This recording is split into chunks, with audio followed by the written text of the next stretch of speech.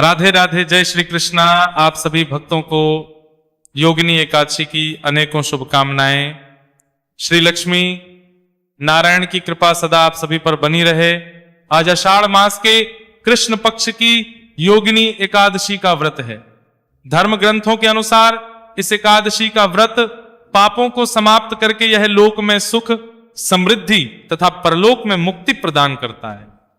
भगवान श्री कृष्ण ने स्वयं कहा है कि जो भी इस योगिनी एकादशी व्रत कथा को श्रद्धा भाव से सुनते या पढ़ते हैं, उन्हें 88,000 ब्राह्मणों को भोजन कराने के समान पुण्य फल की प्राप्ति होती है। तो आप सभी भक्तगण मन में सृष्टि के पालनकर्ता भगवान श्री लक्ष्मी नारायण जी का ध्यान करते हुए योगिनी एकादशी की कथा को सुनने से पहले श्री जगन्नाथ भगवान की दुर्लभ कथा का श्रवण करें।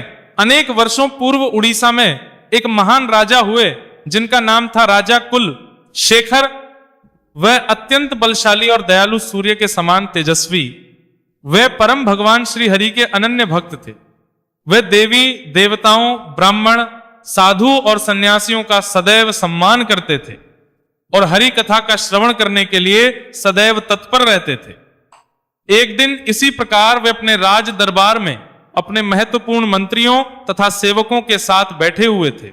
अनेक साधु और सन्यासी राजा के आसपास एकत्रित हुए थे और हरि कथा का महोत्सव चल रहा था।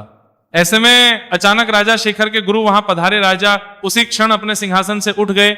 उन्होंने अपने गुरु को दंडवत प्रणाम किया, उनका चरण प्रक्षालन किया और बैठने के लिए एक उचित आसन प्रदान किया। जब गुरु ने राजा को अपना स्थान लेने की आज्ञा दी, तभी जाकर राजा अपने सिंहासन पर वापस जाकर बैठ गए और फिर श्री हरिकथा का श्रवण महोत्सव प्रारंभ हुआ। सभी लोग भगवान की मधुर लीलाओं का आस्वादन कर रहे थे। और क्या हुआ कि कहीं से एक मक्खी आई और बार बार राजा कुलशेखर के माथे पर बैठने लगी। उसे दूर करने के लिए राजा ने अपने सिर पर हाथ लगाया और उसी क्षण राजा के मस्तक से धूल के कुछ कण जमीन पर गिर गए। वास्तव में यह धूल के कण थे जो उस समय राजा के मस्तक पर लगे थे जब वे अपने गुरु को प्रणाम कर रहे थे। अब राजा को इस बात के विषय में कुछ पता नहीं चला और बाकी किसी का भी इतना ध्यान गया, लेकिन राजा के गुरु ने यह दृश्य देख लिया और यह देखकर उन्होंने अपना सिर झुका लिया। अब राजा भी कोई सामान्य व्यक्ति तो थे नहीं, वे बुद्धिमान थे। उन्हें पता लग गया कि कोई तो ऐसी बात हुई है जो मेरे गुरुदेव को पसंद नहीं आई। इसीलिए राजा ने विनम्रता से अपने गुरु से पूछा, हे गुरुदेव, क्या मुझसे कोई भूल हो गई है? मुझे ऐसा क्यों लग रहा है कि आप शायद प्रसन्न नहीं हैं? बताइए, मुझे मूर्ख से क्या अपराध हो गया? राजा के वचन सुनकर गुरु ने कहा, जब कोई व्यक्ति अपने गुरु के चरणों में प्रणाम करता है तो उसके माथे पर जो गुरु की चरण धूलि लगती है, उसके कारण वह व्यक्ति अपने पूर्व जन्म के उतने पाप कर्मों से मुक्त हो जाता है जितने धूल के कण उसके मस्तक पर लगे हैं। लेकिन हे राजन, तुमने अपने मस्तक से उस धूल के कण को हटा दिया है, तो क्या तुम कल्पना कर सकते हो कि ऐसा करने से तुमने कितने पाप एकत्रित कर लिए होंगे? और मुझे इस बात का दुख हुआ है कि तुमने अपने मस्तक से मेरी चरण धूलि दूर कर दी और इस प्रकार तुमने अनेकों जन्मों के पाप कर्मों को एकत्रित कर लिया है। गुरु के वचन सुनते ही राजा कुलशेखर की पैरों के नीचे से मानो जमीन खिसक गई। वे कांपने लगे, उनके श्वास की गति तेज हो गई और बोलने के लिए उनके मुंह से एक भी शब्द नहीं निकल पा रहे थे। उनकी आंखें असुरों से भर आई और वह एक के समान स्थिर होकर खड़े रहे। जब तक वे वापस अपनी चेतना में आए, तब तक तो उन्होंने देखा कि उनके गुरु वहां से चले गए हैं और इस कारण राजा की मानो स्थिति और गंभीर हो गई।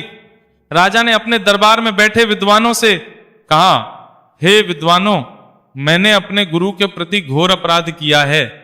कृपया आप शास्त्रों में से ढूंढकर मुझे बताइए कि मुझे अपराधी के लिए क्या कोई प्रायश्चित संभव है? क्या मैं अपने गुरु अपराध से मुक्त हो पाऊंगा? अगर यह संभव है तो शीघ्र ही मुझे बताइए। राजा की बात सुनकर पंडितों और विद्वानों ने शास्त्रों को खंगालना शुरू कर दिया। एक के बाद एक वे उपनिषद और पुराणों के पन्ने पलटने लगे और अंत में उन्हें कुछ मिला, लेकिन वह क्या था यह कहने की हिम्मत उसमें से किसी को नहीं थी। गुरु अपराध के लिए शास्त्रों द्वारा अत्यंत कठोर और प्रायश्चित का प्रावधान था। ब्राह्मणों को इस प्रकार मौन और उदास देखकर राजा कुलशेखर, क्या बात है, आप लोग मुझे यह बात बता नहीं रहे हैं कि मैं किस प्रकार प्रायश्चित कर सकता हूं, चाहे वो कितना ही कठोर क्यों ना हो, लेकिन मैं सूर्यदेव को साक्षी मानकर वचन देता हूं कि मैं ये प्रायश्चित अवश्य करूंगा। राजा के दृढ़ निश्चय को देखते हुए विद्वानों ने कहा, हे राजन, हमें इस बात में कोई संशय नहीं कि आप अपने वचन को पूरा करेंगे। लेकिन यह प्रायश्चित, बस इतना कहकर विद्वान जन फिर से मौन हो गए राजा ने फिर से उनसे पूछा और आखिर में ब्राह्मणों ने कहा, हे राजन, जब कोई व्यक्ति अपने गुरु को दंडवत प्रणाम करता है और उसके समक्ष बैठता है तो यह करने से उसके शरीर पर जितने भी धूल के कण लगते हैं उतने जन्मों के उसके पाप उसी क्षण नष्ट हो जाते हैं। लेकिन अगर कोई मूर्ख व्यक्ति अहंकारवश उस चरण धूलि को अपने शरीर से हटा देता है तो फिर वह इतने पाप एकत्रित कर लेता है जिसकी कल्पना नहीं की जा सकती। हमारे इस गुरुद्रोह से मुक्त होने का अत्यंत कठोर और केवल एक ही उपाय बताते हैं। उस व्यक्ति को 12 फुट ऊंची, 3 फुट चौड़ी और 6 इंच मोटी एक बड़ी सी पीतल की परात बनवानी पड़ेगी। उस परात को 4 स्तंभों के ऊपर स्थापित करना होगा और उसके नीचे उस जलता हुआ कोयला या अग्नि प्रज्वलित करनी होगी और यह तब तक जलनी चाहिए जब तक ऊपर रखी हुई पीतल की परात गर्म होकर लाल रंग की ना हो। उसके बाद उस व्यक्ति को इस पीतल की परात पर चढ़कर 108 बार दंडवत प्रणाम करने होंगे। यह करने के बाद ही कोई व्यक्ति अपने गुरु के प्रति किए हुए अपराध से मुक्त हो सकता है। जब राजा ने यह सुना तो वह खुशी से झूम उठे, ये सोचकर कि चलिए आखिर मैं अपने गुरु के प्रति किए गए अपराध से अब मुक्त हो पाऊंगा। राजा ने उसी क्षण पीतल की परात मंगवाने का आदेश दिया। उसके बाद उस परात को 4 स्तंभों के ऊपर स्थापित किया गया, नीचे अग्नि प्रज्वलित की गई और पीतल की परात अब अग्नि की लाल हो चुकी थी। राजा पवित्र नदी में स्नान करने के लिए गए। उन्होंने अपने शरीर पर तिलक धारण किए, गले में तुलसी माला पहने, शरीर पर सफेद रंग का पतला और साधारण वस्त्र धारण किया। भगवान श्री जगन्नाथ का स्मरण करते हुए उनका प्रसाद जो सूखे चावल होते हैं उसे ग्रहण किए और बस फिर चल पड़े उस स्थान पर जहां उन्हें अपनी गुरु परीक्षा देनी थी। हजारों लोग वहां एकत्रित हो चुके थे। राजा के ब्राह्मण, विद्वान, सिपाही और राजा के परिवारजन सभी की सांसें मानो रुकी हुई थी। नगाड़े की ध्वनि इतनी तीव्र थी और ऐसा लग रहा था मानो संपूर्ण पृथ्वी कंपन कर रही हो। वहां उपस्थित सभी लोगों में यह भय था कि बस राजा कुलशेखर अब अपने प्राण त्याग देंगे। उन्होंने राजा से प्रार्थना करते हुए कहा, हे राजन, ऐसा घोर प्रायश्चित किस लिए, और वो भी अनजाने में हुए? इस भूल के लिए नहीं, नहीं, राजन ही आपकी गुरु भक्ति पर, हमें तो क्या देवताओं को भी कोई संशय नहीं हो सकता। इसलिए हम प्रजा पर दया करें। राजन, आप यह कार्य ना करें। यदि आपको कुछ हो गया तो हम आपकी संतान अनाथ हो जाएंगे। कृपया स्वयं को इतना कठोर दंड ना दें। प्रजा की बातें सुनकर राजा कुलशेखर कहते हैं, सभी के स्वामी स्वयं जगन्नाथ जी हैं। मैं तो एक तुच्छ जीवात्मा हूं। परम भगवान जगन्नाथ है, ये सबके पालन करता और है। मुझे मृत्यु का कोई भय नहीं, क्योंकि जिसका जन्म होता है उसकी मृत्यु भी निश्चित है। इसलिए आप लोग शोक ना करें। मैं जीवित रहूं या मृत, मुझे इससे कोई फर्क नहीं पड़ता। भगवान जगन्नाथ मेरे लिए जो उचित होगा वही करेंगे। इसलिए कृपया आप लोग शांत हो जाइए और भगवान के पवित्र नामों का उच्चारण करिए। इतना कहकर राजा शांत हो गए और रानी भगवान जगन्नाथ का स्मरण करते हुए शांत भाव से प्रेम पूर्वक हाथ कर खड़ी थी। राजा भगवान से प्रार्थना करने लगे कि हे प्रभु, आपकी सदा ही जय हो। आपके ही आदेश से यह सभी ग्रह नक्षत्र, ब्रह्मांड, देवी देवता और पूरा जगत है। महान ऋषिगण, सिद्ध पुरुष, ब्राह्मण, तपस्वी आपके चरण कमलों पर ध्यान केंद्रित करते हैं। आप ही दृश्य और अदृश्य जगत के परम नियंता हैं। मैं तुच्छ जीव आपकी महिमा कैसे समझ सकता हूं। आपके चरण कमलों का आज ही इस भौतिक संसार रूपी दवानल अग्नि से मुक्त कराने वाली अमृत वर्षा के समान है। हे प्रभु, आध्यात्मिक और भौतिक जगत में प्रत्येक वस्तु आपकी आज्ञा और इच्छा के अनुरूप ही कार्य करती है। मैं जानता हूं कि इस भय से केवल आप ही मुझे संरक्षण प्रदान कर सकते हैं। इसलिए हे माधव, हे जगन्नाथ, अब मैं इस अग्नि में प्रवेश करने जा रहा हूं। मैं जीवित रहूं या मृत्यु मुझे गले लगा ले, लेकिन हे दीनानाथ, मुझे इस गुरु अपराध से मुक्त करिए। आपकी जो भी इच्छा होगी उसे मैं सिर उधारण करूंगा। बस ये कहकर राजा कुलशेखर अपने जिह्वा से भगवान के पवित्र नामों का जप करते हुए, कानों से हरि कीर्तन का श्रवण करते हुए, मन में परम भगवान का स्मरण करते हुए प्रसन्नता पूर्वक तपती हुई उस पीतल की परात पर चढ़ गए। यह परात इतनी अधिक गर्म थी कि गिरी लकड़ी भी एक क्षण में भस्म हो जाती और आखिर राजा ने उस परात पर दंडवत प्रणाम अर्पित की। जैसे ही वे प्रणाम करने के लिए लेटे, उनका संपूर्ण शरीर जलने लगा। ऐसा लगा मानो बस इसी क्षण राजा के शरीर के अंग जलकर राख हो जाएंगे। राजा उठे और फिर उन्होंने दूसरा दंडवत प्रणाम किया। इस स्थिति में भी राजा निर्भय बने रहे और उन्होंने भगवान जगन्नाथ को याद किया। अब देखिए प्रिय भक्तों, जगन्नाथ जी अपने भक्तों की मनोदशा को भली भांति जानते हैं और वे अपने भक्तों की दुर्गति कैसे देखते। बस उसी क्षण वे तपती हुई पीतल की परात जल की तरह शीतल हो गई, राजा का शरीर भी ठंडा हो गया। दूसरी ओर सभी प्रजागण त्राहिमाम त्राहिमाम कहकर पुकार रहे थे। ऐसा लग रहा था कि बस अब उनके पालन करता राजा प्राण त्यागने ही वाले हैं। जब सभी लोग रो रहे थे उसी क्षण राजा कुलशेखर फिर से उठे, बिल्कुल उसी प्रकार जैसे पूर्व से सूर्य का उदय होता है। उनका शरीर कांतिमय लग रहा था, चेहरे पर निर्भय और अटूट भक्ति के चिन्ह दिख रहे थे। उन्होंने फिर से दंडवत प्रणाम किया। उस तपती हुई परात पर प्रणाम करते हुए राजा ऐसे लग रहे थे मानव को हंस जल में शांति पूर्वक विहार कर रहा हो। इस प्रकार राजा ने 3 बार दंडवत प्रणाम अर्पित की और फिर पृथ्वी डोलने लगी, चारों ओर कंपन होने लगा। स्थिति की गंभीरता को देखकर भगवान जगन्नाथ उसी क्षण नीलगिरी छोड़कर उस स्थान पर प्रकट उन्होंने एक सुंदर ब्राह्मण का स्वरूप धारण किया और वे राजा के पास पहुंच गए। उन्होंने राजा का हाथ पकड़ा और उन्हें तपती हुई परात से नीचे उतारा। ब्राह्मण के वेश में आए। भगवान ने कहा, हे राजन, आज से आपकी कीर्ति पताका युगों तक इस ब्रह्मांड में फैलती रहेगी। आपके समान धार्मिक व्यक्ति ना तो कोई हुआ है ना ही कोई होगा। आज इसी क्षण आप हर प्रकार के अपराध से मुक्त हो गए और अब आपको प्राप्त होंगे। राजा ने ब्राह्मण के वेश में आए हुए भगवान को प्रणाम किया और आश्चर्य से उनसे पूछने लगे कि हे ब्राह्मण देव, आप कौन हैं? मैं आपको पहचान नहीं सका। तो उस ब्राह्मण ने कहा, ठीक है, तो मेरा वास्तविक रूप देखो। इतना कहकर भगवान ने अपना श्री हरि का चतुर्भुज रूप धारण किया।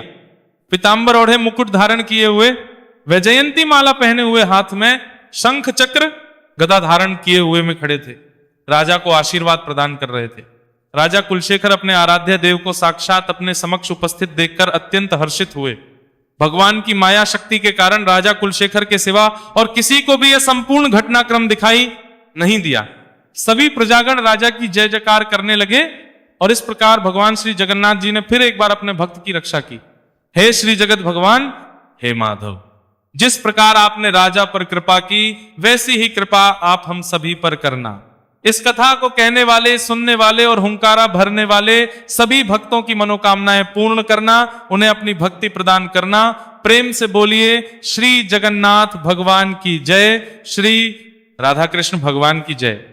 प्रिय भक्तों, अब आप श्रवण करिए योगिनी एकादशी की मुख्य कथा, जिसे सुनने से 88 ब्राह्मणों को भोजन कराने का पूर्ण फल प्राप्त होता है। इस कथा को सुनने से ही एकादशी का पूर्ण फल प्राप्त होता है।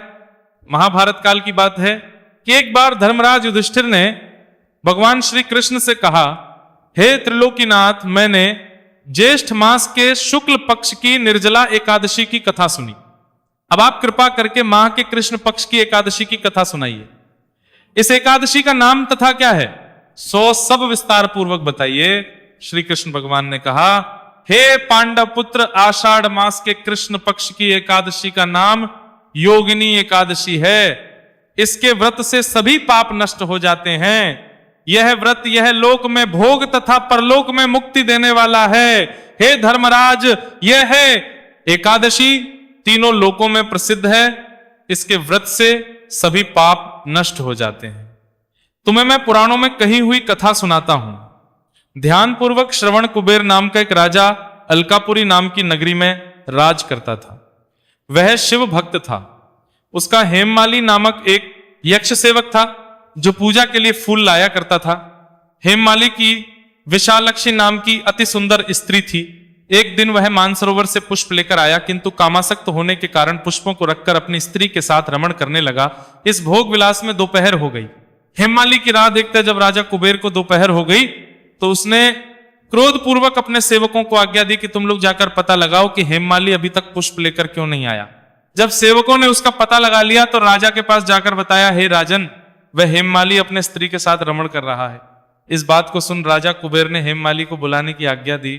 डर से कांपता हुआ हेममाली राजा के सामने हुआ। उसे देखकर कुबेर को अत्यंत क्रोध आया और उसके होंठ फड़फड़ाने लगे। राजा ने कहा, अरे अधम, तूने मेरे परम पूजनीय देवों के भी देव भगवान शिव जी का अपमान किया है। मैं तुझे श्राप देता हूं कि तू स्त्री के वियोग में तड़पे और मृत्यु लोक में जाकर कौड़ी का जीवन व्यतीत करे। कुबेर के श्राप से वह तत्क्षण स्वर्ग से पृथ्वी पर आ गिरा और कोढ़ी हो गया, उसकी स्त्री भी उससे बिछड़ गई। मृत्यु लोक में उसने अनेक भयंकर कष्ट भोगे, किंतु शिव जी की कृपा से उसकी बुद्धि मलिन ना हुई, उसे पूर्व जन्म की भी सुध रही। अनेक कष्टों को भोगता हुआ तथा अपने पूर्व जन्म के कुकर्मों को याद करता हुआ वह हिमालय पर्वत की तरफ चल पड़ा। चलते चलते वह मार्कंडिया जशी के आश्रम में जा पहुंचा। वह जशी अत्यंत वृद्ध तपस्वी थे, वो दूसरे ब्रह्मा के समान प्रतीत हो रहे थे और उनका वो आश्रम ब्रह्मा की के समान शोभा दे रहा था। वैश्य को देखकर हेममाली वहां गया और उन्हें प्रणाम करके उनके चरणों में गिर पड़ा। हेममाली को देखकर मार्कंडेय वैश्य ने कहा, तूने कौन से निकृष्ट कर्म किए हैं जिससे तू कोढ़ी हुआ और भयानक कष्ट भोग रहा है? महर्षि की बात सुनकर हेममाली बोला, हे श्रेष्ठ मुनि, मैं राजा कुबेर का अनुचर था, मेरा नाम हेममाली है। मैं प्रतिदिन मानसरोवर से फूल लाकर शिव पूजा के समय कुबेर को दिया करता था। एक दिन पत्नी सहवास के सुख में फंस जाने के कारण मुझे समय का ज्ञान ही ना रहा और दोपहर तक पुष्प ना पहुंचा सका। तब उन्होंने मुझे श्राप दे दिया कि तू अपने स्त्री का भी योग और मृत्यु लोक में जाकर कोढ़ी बनकर दुख भोग। इस कारण मैं कोढ़ी हो गया हूं तथा पृथ्वी पर आकर भयंकर कष्ट भोग रहा हूं। अतः कृपा करके आप कोई ऐसा उपाय बताइए जिससे मेरी मुक्ति हो। महर्षि ने कहा, हे हेममाली, तूने मेरे सम्मुख सत्य वचन कहे हैं, इसलिए मैं तेरे उद्धार के लिए एक व्रत बतलाता हूं। यदि तू आषाढ़ मास के कृष्ण पक्ष की योगिनी नामक एकादशी का विधि पूर्वक व्रत करेगा तो तेरे सभी पाप नष्ट हो जाएंगे। महर्षि के वचन सुन हेममाली अति प्रसन्न हुआ और उनके वचनों के अनुसार योगिनी एकादशी का विधि पूर्वक व्रत करने लगा। इस व्रत के प्रभाव से अपने पुराने स्वरूप में आ गया और अपनी स्त्री के साथ सुखपूर्वक रहने लगा। भगवान श्री कृष्ण ने कहा, हे राजन, इस योगिनी एकादशी की कथा का फल 88,000 ब्राह्मणों को भोजन कराने के बराबर है। इसके व्रत से सभी पाप नष्ट हो जाते हैं और अंत में मोक्ष प्राप्त करके प्राणी स्वर्ग का अधिकारी बनता है। हे भगवान श्री विष्णु, आप भी हम सभी दीनहीन भक्तों पर कृपा दृष्टि बनाए रखना, अपनी भक्ति हमें प्रदान करना। और कथा को कहते सुनते हुंकारा भरते, सबकी मनोकामनाएं पूर्ण प्रेम से बोलिए, लक्ष्मी नारायण श्री विष्णु भगवान की जय।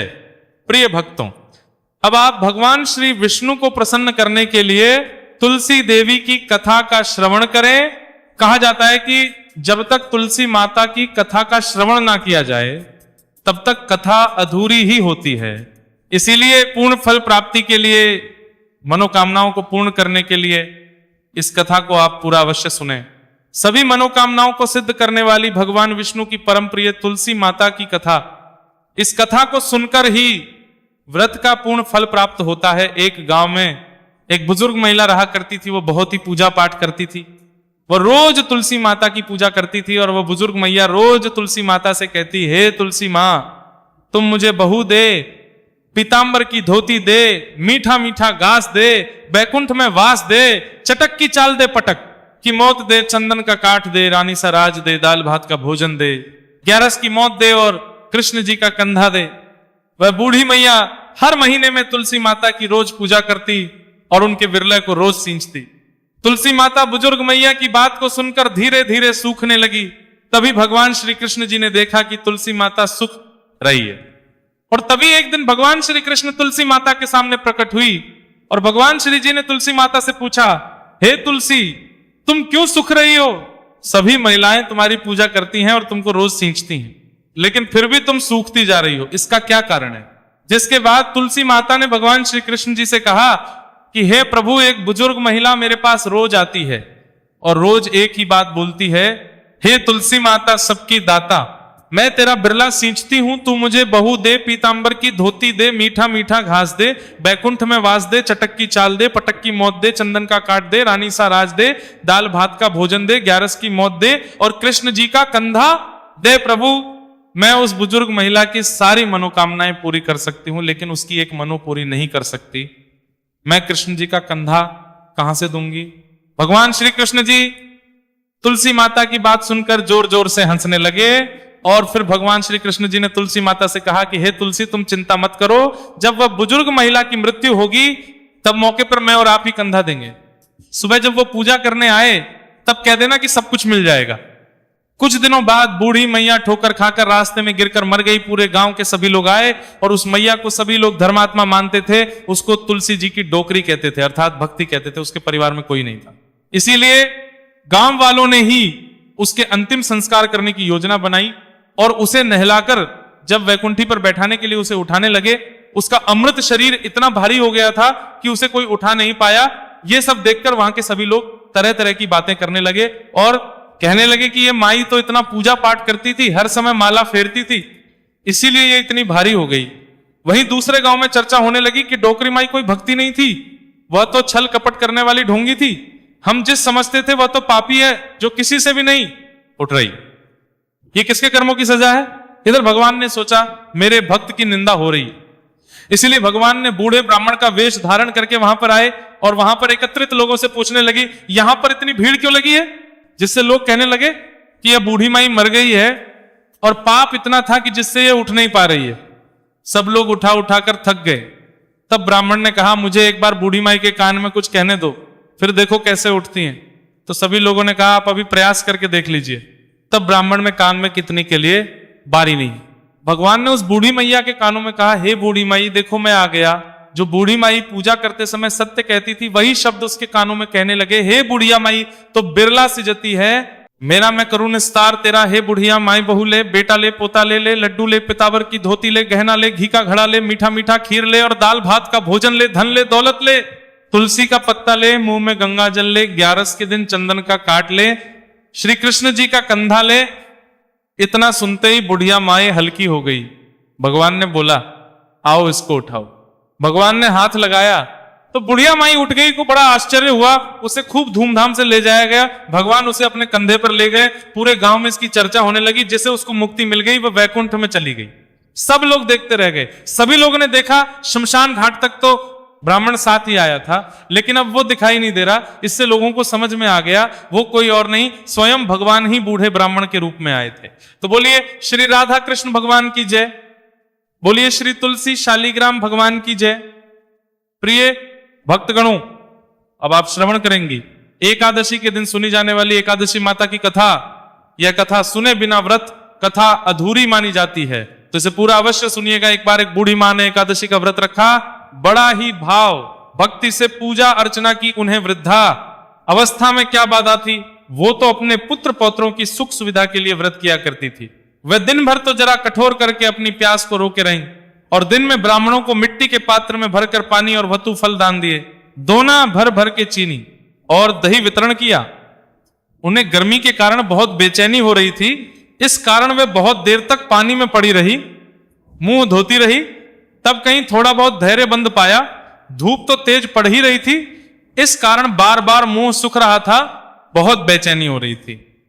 एक तो बुढ़ापा और दूसरा ये भयंकर गर्मी। वृद्धावस्था की स्थिति तो कुछ दूसरे ही प्रकार की होती है। जैसे तैसे रो धो करके दिन कट पाया। अब पहाड़ सी रात सामने थी, उनका कटना बड़ा ही कठिन दिखाई दे रहा था। खटिया पर पड़े पड़े शांति नहीं मिल रही थी। वह बार बार करवट बदल रही थी। अनेक बार वे बाहर जाती और भीतर आती, उन्हें घर के अंदर शांति नहीं थी। वह खटिया पर पड़ी पड़ी एकादशी माता का स्मरण करती रही। वह कहती रही कि हे माता जी, आप मेरी लाज रखिएगा, आप ही मुझे शांति दे दीजिएगा जिससे मैं यह व्रत कर सकूं और यह पहाड़ सी रात शांति पूर्वक व्यतीत हो सके। प्यास के कारण बूढ़ी मां की बेचैनी तो बढ़ ही रही थी। उन्होंने धैर्य रखने का बहुत प्रयास किया, किंतु सहनशीलता की सीमा टूट गई और वे घबराकर एकदम चिल्ला उठी। बोली कि बचाओ बचाओ। अम्मा का चिल्लाना सुनकर परिवार भर के नर नारी, बच्चे और पड़ोसी एकत्रित होकर बूढ़ी अम्मा के खटिया के समीप पहुंच गए। सबने पूछा कि अम्मा आपको क्या हुआ, आप क्यों चिल्ला रही हैं, आप इस वृद्धावस्था में यह कठिन व्रत क्यों कर रही हैं? अम्मा जी, शक्ति से ही भक्ति होती है। थोड़े ही देर में वह फिर से बोली कि अरे मेरे प्राण निकले ही जा रहे हैं। मेरी छाती पर ठंडे पानी का घड़ा रखा। अब नातियों ने दादी की छाती पर ठंडे पानी का पात्र रख दिया। तब उन्हें कहीं बहुत आराम मिला और थोड़ी देर के लिए उन्होंने अपनी आंखें बंद कर ली। अब एकादशी माता ने सोचा कि ये बूढ़ी अम्मा है तो बहुत कठोर, जरा जाकर उसकी परीक्षा लेनी चाहिए। वे आधी रात को मुर्गा बनकर तेर लगाने लगी। मुर्गा की आवाज सुनकर दादी जल्दी से उठी और बाहर जाकर आसमान की ओर देखा। आसमान, किंतु आसमान में कहीं उन्हें प्रातःकालीन तारा नजर नहीं आया। वे सोचने लगी यह मुर्गा क्यों और कैसे भूल गया। उन्हें प्यास तो लगी रही थी, थोड़ा बहुत उनका मन भी विचलित हो गया था। अंत में उन्होंने दृढ़ निश्चय कर लिया कि मैं अब व्रत को पूर्ण करके ही छोड़ूंगी, चाहे भले ही मेरे प्राण क्यों ना निकल जाए। यह सोचकर फिर वे खटिया पर शिथिल होकर लेट गई। थोड़ी देर में एकादशी माता ने उनकी फिर से परीक्षा लेनी चाहिए। एक छोटी सी बालिका एक गिलास में शरबत लेकर उनके सिरहाने कर खड़ी हो गई और जोर से बोली, दादी जी सवेरा हो गया है, आप हाथ मुंह धोकर शरबत पी लीजिए। पहले तो शरबत का गिलास देखकर उनका मन मचल उठा, किंतु अचानक व्रत का स्मरण हो आया और उन्होंने सोचा कि मैं किसी भी प्रकार से अभी शरबत नहीं पी सकती हूं, और वे शांति पूर्वक अपनी खटिया पर लेट गई। फिर थोड़ी ही देर में उन्हें ऐसा लगा जैसे किसी ने उन्हें पानी के कुएं में पलट दिया हो। वे बड़ी देर तक हाथ पैर चलाती, किंतु उन्होंने अपने मुंह में एक बूंद भी पानी जाने नहीं दिया। वे दृढ़ता पूर्वक अपना व्रत पालन करती रही। थोड़ी देर में न जाने कहां से सामने आग जलने लगी, जिससे भारी गर्मी बढ़ने लगी। प्यास के कारण प्राण निकलने लगी, किंतु बूढ़ी अम्मा का कुछ भी नहीं बिगड़ पाया। वे जहां के तहां मुस्कुराती हुई बैठी रही। थोड़ी ही देर में बाहर प्रकाश दिखाई देने लगा, ऐसा लगा जैसे हो गया हो। बूढ़ी अम्मा ने जब बाहर निकलकर देखा तो समझ गई अभी सवेरा होने में 3-4 घंटे की देरी है। ये जानकर भी शांति पूर्वक इधर उधर घूमने लगी। फिर एकादशी माता ये बात अच्छी तरह से समझ गई कि ये बूढ़ी अम्मा किसी भी प्रकार से अपने व्रत से नहीं टल सकती है। वे उनके सप्त व्रत को अच्छी तरह से समझ गई। अब सवेरा होते ही बूढ़ी माता ने स्नान किया, भगवान का पूजा पाठ किया, एकादशी की सुनी, ब्राह्मणों को दक्षिणा देकर भोजन कराया, तब कहीं उन्होंने व्रत का पारण करके जल ग्रहण किया। कन्याओं को भोज कराने के बाद अम्मा ने स्वयं भोजन किया। उस श्रेष्ठ व्रत के प्रभाव से बूढ़ी अम्मा की आयु में वृद्धि हो गई। उनका घर परिवार हरा भरा हो गया। अब उनको कोई अभाव ना रहा। वे हर तरह से सुख साधनों से संपन्न हो गई। नाती नातीन से उनका घर भर गया और वे उसी दिन से महीने की एकादशी का व्रत करने लगी। एकादशी माता के व्रत के प्रताप से इस संसार में हर प्रकार के सुख भोग कर अंत में वे बैकुंठ धाम को चली गई। जैसे एकादशी माता ने बूढ़ी माता और उनके परिवार को हरा भरा किया, ऐसे ही एकादशी माता हम सभी की मनोकामनाओं को पूर्ण करें।